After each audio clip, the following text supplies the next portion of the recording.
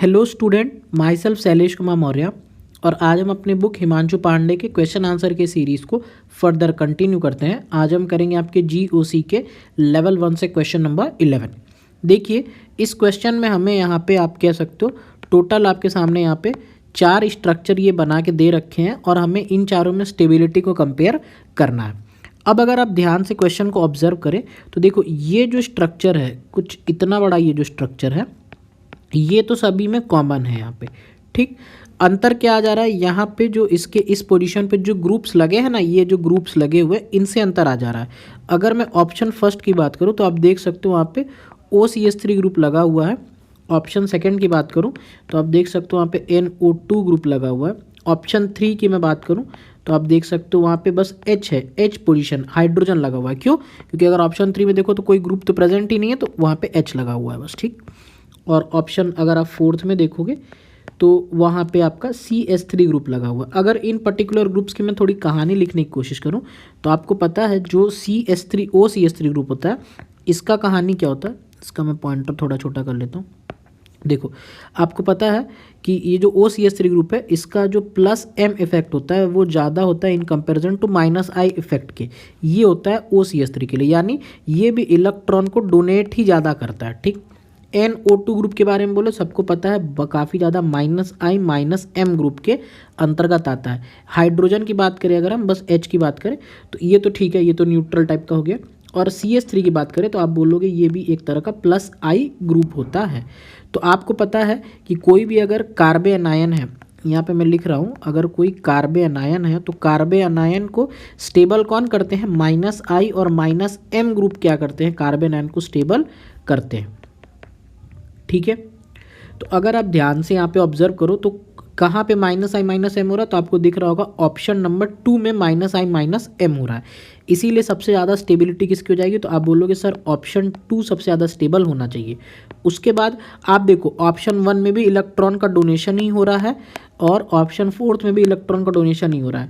तो डोनेट करके तो हम खराब करें ना इलेक्ट्रॉन को, तो 2 के बाद किसका नंबर आ जाएगा, ऑप्शन नंबर 3 का आ जाएगा। उसके बाद अगर हम देखें 1 और 4 में, तो आपको पता है मीजोमेरिक इफेक्ट ज़्यादा स्ट्रॉन्ग इफेक्ट होता है इन कंपेरिजन टू -I इसमें, तो ओवरऑल ये ज़्यादा डोनेट करेगा। तो उसके बाद किसका नंबर आ जाएगा, जिसमें कम डोनेशन हो, तो CH3 वाले में कम डोनेशन होता है क्योंकि +I से डोनेशन कम होता है और मीजोमेरिक से डोनेशन ज़्यादा होता है इलेक्ट्रॉन का। तो इसीलिए किसका नंबर आ जाएगा, 4th का, और फिर किसका नंबर आ जाएगा, 1st का। तो ये लॉजिक से आप देखोगे तो आंसर आ जाएगा 2, 3, 4 और 1। ऐसा किस ऑप्शन में दे रखा है, तो अगर आप ऑप्शन वाइज चलोगे तो ऐसा शायद ऑप्शन A में दे रखा है, जो कि क्या हो जाएगा हमारे लिए करेक्ट। आइए नेक्स्ट क्वेश्चन करते हैं, क्वेश्चन नंबर 12। अब ये देखो, ये क्वेश्चन काफ़ी ज़्यादा इंपॉर्टेंट है।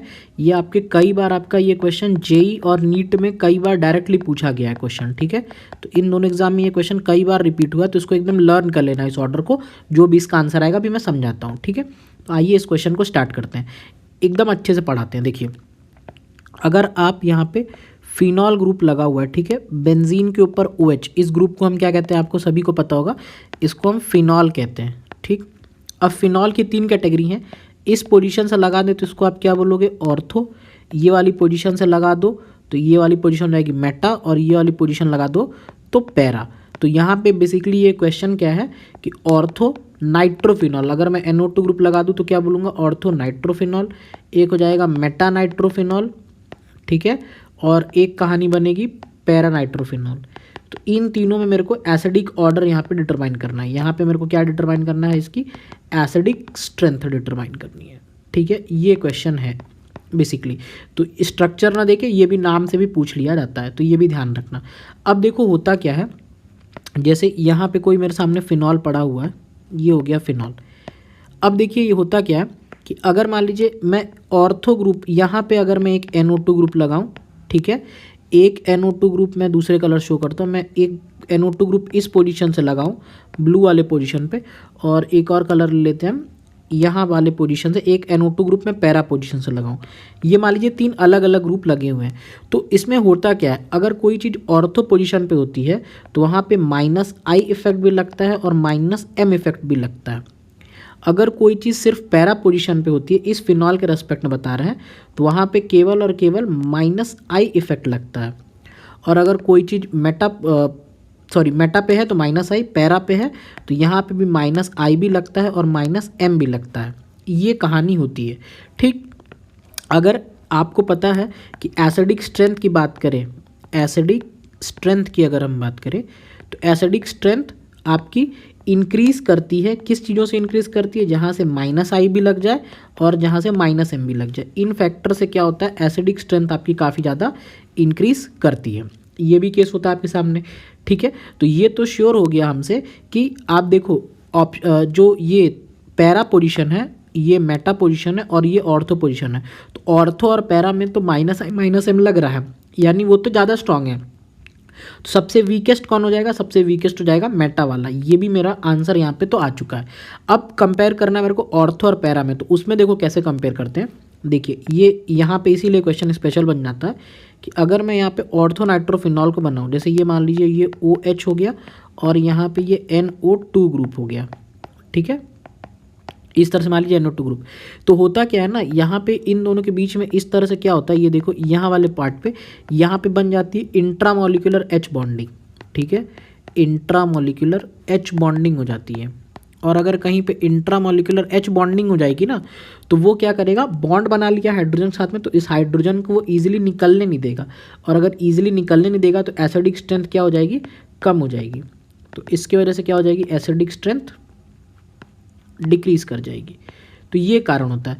तो देखो ऑलरेडी यानी ऑर्थो में भी क्या हो गया था, माइनस आई माइनस एम लग रहा था, और पैरा पोजीशन पे भी माइनस आई माइनस एम लग रहा था। लेकिन इन दोनों में भी कौन ज़्यादा एसिडिक, पैरा ज़्यादा एसिडिक हो जाएगा। क्यों, क्योंकि इस पर्टिकुलर ऑर्थो वाले में क्या लग जा रहा है, इंट्रामोलिकुलर H बॉन्डिंग लग जा रही है, जिसकी वजह से इसकी एसिडिक स्ट्रेंथ कम हो जा रही है। तो अगर इस क्वेश्चन पे अब हम समराइज़ करें, आपने यहाँ तक नोट कर लिया होगा, इस क्वेश्चन पे आ जाएँ तो आप ये देखने की कोशिश करो। तो इसका आंसर क्या होना चाहिए, अगर मैं एसिडिक स्ट्रेंथ की बात करूं, एसिडिक स्ट्रेंथ की अगर मैं बात करूं, तो आपको पता चल गया सबसे ज़्यादा एसिडिक होता है पैरा, फिर ऑर्थो, फिर मेटा। लेकिन इस पर्टिकुलर क्वेश्चन में हमसे क्या पूछ रखा है इन्होंने, हमसे पूछ रखा है इन्होंने pKa वैल्यू, हमसे पूछ रखा है pKa वैल्यू के बारे में बताइए। ठीक है, तो जो जितना ज़्यादा एसिडिक उसकी pKa वैल्यू उतनी ज़्यादा कम हो जाती है। यही तो कॉन्सेप्ट चलता है, जो जितना ज़्यादा आपका एसिडिक होता है उसकी pKa वैल्यू उतनी ज़्यादा कम हो जाती है। ठीक है, तो सबसे ज़्यादा pKa वैल्यू किसकी हो जाएगी, तो सबसे ज़्यादा pKa वैल्यू हो जाएगी आपकी यहाँ पे मेटा की, फिर आ जाएगी ऑर्थो की, फिर आ जाएगी पैरा की। तो ये आंसर होना चाहिए। तो मेटा आपका बना था सेकंड ऑप्शन में, तो सॉरी यहाँ पे ऑप्शन, अच्छा एक सेकेंड, ये मेटा मेरा बना रखा है इन्होंने फर्स्ट वाले ऑप्शन में, ऑर्थो बना रखा है इन्होंने सेकंड वाले ऑप्शन में, और ये बना रखा है इन्होंने थर्ड वाले ऑप्शन में। तो ये होना चाहिए 1 ग्रेटर देन 2 ग्रेटर देन 3। तो 1 ग्रेटर देन 2 ग्रेटर देन 3, ये सी वाला ऑप्शन यहाँ पे क्या हो जाएगा, करेक्ट हो जाएगा। ठीक है, तो देख लेना, शायद बुक में आंसर इन्होंने ए दे रखा है तो वो शायद गलत हो जाएगा। तो आइए नेक्स्ट क्वेश्चन करते हैं, क्वेश्चन नंबर 13। अब इस क्वेश्चन को अगर आप ऑब्जर्व करेंगे ध्यान से, तो देखो यहाँ पे एक कॉमन चेन हमको देखने को मिल रही है, वो है आपकी CH2COOH। ठीक है, ये तो सभी स्ट्रक्चर 1 2 3 में कॉमन है। इसके बाद ही यहाँ पे कोई ग्रुप X लगाया जा रहा है। ठीक है, तो ये आपको पहले कॉमन स्ट्रक्चर पकड़नी पड़ेगी। अगर मैं स्ट्रक्चर फर्स्ट में बोलूँ तो वो कौन सा ग्रुप है, तो आप बोलोगे उस पर्टिकुलर केस में यहाँ पे सर इससे अटैच कर दिया जा रहा है, फिनाइल रिंग को अटैच कर दिया जा रहा है। स्ट्रक्चर अगर मैं आपसे सेकंड में बोलूँ तो वहाँ पे एक डबल बॉन्ड को अटैच कर दिया जा रहा है, और स्ट्रक्चर अगर मैं आपसे 3 में बात करूँ तो वहाँ पे एक CH3 ग्रुप अटैच कर दिया जा रहा है। ठीक है, तो अगर मैं आपसे पूछता हूँ यहाँ पे कि आपको अगर याद हो, मैंने माइनस आई इफेक्ट का आपको ऑर्डर लिखवाया था। देखिए माइनस आई इफेक्ट का मैंने आपको ऑर्डर लिखवाया था, और अगर आपको वो ऑर्डर ध्यान हो तो उसमें मैंने यही लिखा है, सबसे ज़्यादा होता है ट्रिपल बॉन्ड, फिर होता है PH, फिर होता है डबल बॉन्ड। ये सीक्वेंस चलता है, ट्रिपल PH डबल बॉन्ड, ये वाला सीक्वेंस चलता है।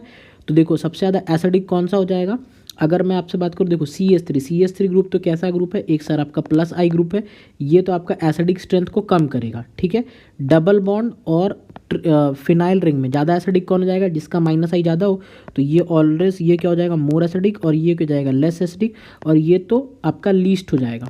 तो ये वाला सीक्वेंस बन जाएगा यहाँ पे। ठीक है, तो अगर मैं आपको एसिडिक स्ट्रेंथ के ऑर्डर में अरेंज करने को बोलूँ, एसिडिक स्ट्रेंथ में अरेंज करने को बोलूँ, तो आपका क्या आंसर होना चाहिए, एसिडिक स्ट्रेंथ में होना चाहिए सबसे ज़्यादा 1, फिर होना चाहिए 2, फिर होना चाहिए 3। तो यही सीक्वेंस होना चाहिए 1, 2 और 3। अब देखो क्वेश्चन में डायरेक्ट नहीं पूछा है एसिडिक स्ट्रेंथ बताइए, इसमें बस एक छोटा सा खेल खेल दिया है। क्या बोल रहा है यहाँ पे, decreasing order of H+ concentration, ये शब्द यूज़ किया।